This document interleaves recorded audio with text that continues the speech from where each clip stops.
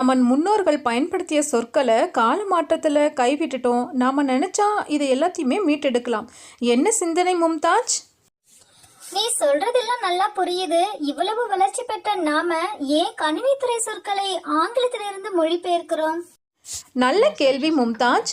ஒரு துறை எங்கு வளர்ச்சி அடைதோ அங்கே இருக்கக்கூடிய மொழி அந்த துறையில் செல்வாக்கு பெற்றிருக்கும். அந்த துறையை பெறணும் அப்படின்னு நினைக்கிறவங்க அது சார்ந்த மொழி கூறுகளை தன்னோட மொழியில் மாற்றம் செய்யணும். ஏன் மாற்றம் செய்யணும்? வேற்று மொழி சொற்களை எளிமையாக நாம் நினைவில் வச்சுக்க முடியாது.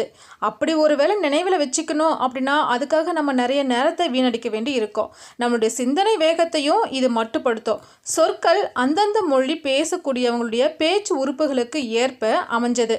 அதை நாம் பேசும்போது ஒளி திரிவு ஏற்பட்டு பொருள் மயக்கம் உண்டாகும். கேட்குறவங்களுக்கு பொருள் புரியாத நிலை